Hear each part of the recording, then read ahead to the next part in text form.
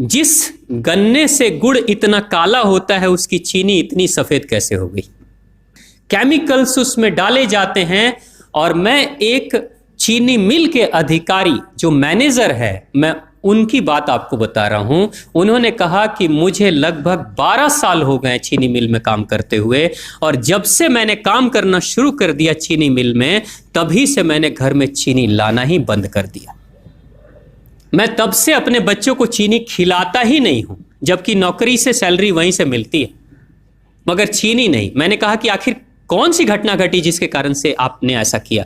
तो उन्होंने बताया एक छोटी सी घटना कि चीनी मिल में जो ये पानी निकलता है ना, चीनी के बनने के बाद उस प्रोसेसिंग में जो पानी निकलता है, उस पानी में वो सारा केमिकल भी मिक्स रहता है, और उस पानी को चीनी मिल वाले लोग अक्सर एक टंकी में जमा करके रखते हैं। ये सभी चीनी मिल वालों के पास में होता है, आप भी कभी जाएंगे तो आपको भी पता चलेगा। वो टंकी में वो पानी रखा जाता है, लेकिन रोज रोज प्रोसेसिंग हो रहा है, रोज चीनी बन रही है, रोज बहुत सारा पानी आ रहा है, तो आखिर कब तक? एक टंकी की क्षमता है ना, कितने दिनों तक वो टंकी खाली रहेगी? भर जाती है, भरेगी तो फिर क्या करेंगे? खाली करना है। तो क्या किया था चीनी मिल के लोगों ने? सोचा कि छोड़ो ना, अब कहां जाएंगे उसको फेंकने के लिए कहीं दूर, क्योंकि अब उतनी बड़ी टंकी जिसमें हजारों गैलन पानी है, उसके लिए ट्रांसपोर्ट में कितना खर्च आएगा, तो बेहतर होगा रात के अंधेरे में कहीं खेत में डाल देते हैं। क्योंकि जनरली फैक्ट्रियां तो होती हैं ऐसे ही बिराने में, तो कहीं डाल देते किसी खेत में, क्या पता चलेगा पानी है कि चीनी मिल का पानी है, क्या है। तो ये सोचकर मैनेजमेंट वाले लोगों ने रात में ही उस पानी को खेतों में छुड़वा दिया, और नतीजा ये हुआ कि उस खेत की सारी फसल जल गई, मिट्टी बंजर हो गई। और जब किसान पता करने लगा कि आखिर क्या हुआ मेरे खेत में, जब चेकअप कराया वो मिट्टी का, तो पता चला कि इसमें तो चीनी मिल का जो वेस्ट मटेरियल है वो डाला गया है। तब उसको खबर मिली कि हाँ, किसी स्टाफ ने बताया कि हाँ, हमारे चीनी मिल से ही पानी डाला गया था आपके खेत में, और पूरी मिट्टी बंजर हो गई। उसने केस कर दिया और चीनी मिल वाले को मुआवजा देना पड़ा लाखों रुपए।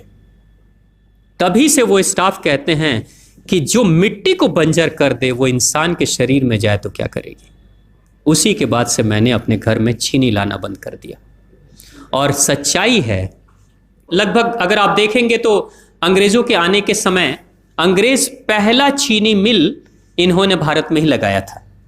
पहला चीनी मिल भारत में ही अंग्रेजों का लगा, और अंग्रेजों ने चीनी की शुरुआत की। भारत के लोग गुड़ खाते थे, चीनी नहीं खाते थे। उन्होंने बहिष्कार किया, बिल्कुल नहीं, लेकिन चीनी और चाय पत्ती दोनों के लिए लोगों को तैयार किया गया था। चाय पिला पिला कर फ्री में चीनी के लिए तैयार किया गया, और चाय के लिए भी तैयार किया गया। अंग्रेज ने जब से ये शुरू किया है, और पिछले 50 वर्षों से हमारे समाज में चीनी खाने का प्रचलन बहुत तेजी से बढ़ा है, और उसी समय से भारत के लोगों के बच्चों के शरीर में कैल्शियम की कमी होनी शुरू हो गई है। अगर कोई माँ, अगर कोई बहन जो गर्भवती हो, गर्भकाल के दौरान अगर चीनी का सेवन अगर कोई बहन कर रही हो, तो चांसेस ज्यादा होते हैं गर्भपात होने के। कोई माँ अगर बच्चे के जन्म से पहले 1 साल पहले से ही चीनी छोड़ दे और सामान्य भोजन करे, अपना ही दूध बच्चे को पिलाए, और कम से कम 5 साल तक बच्चे को चीनी ना खिलाए, खुद को चीनी ना खिलाए, उस बच्चे को कभी भी ऑस्टियोपोरोसिस की समस्या नहीं हो सकती। कैल्शियम की कमी उसके शरीर में कभी नहीं होगी। चीनी जब जाती है आपके शरीर में, तो बाहर जब निकलती है तो अकेले नहीं निकलती, कैल्शियम लेकर निकलती है। चीनी कैल्शियम लेकर निकलती है, हड्डियों को गलाकर निकलती है। और जिसके शरीर में कैल्शियम की कमी हो जाती है, उसके शरीर में मैग्नीशियम, पोटेशियम, आयरन सबकी कमी हो जाती है। कैल्शियम वो तत्व है कि जिसके शरीर में कम हो जाए, सारे तत्व कम हो जाएंगे, और कैल्शियम की कीमत पे चीनी हम खाते हैं। भारत, पाकिस्तान, बांग्लादेश, नेपाल, ऐसे कुछ देशों के अलावा दुनिया के बहुत सारे ऐसे राष्ट्र हैं जहां चीनी का इस्तेमाल ही नहीं होता। आज भी चीनी खाते नहीं, बहुत सारे देश नहीं खाते बिल्कुल। आप गुड़ खाया करिए, वो ज्यादा बेहतर है, चीनी को छोड़िए।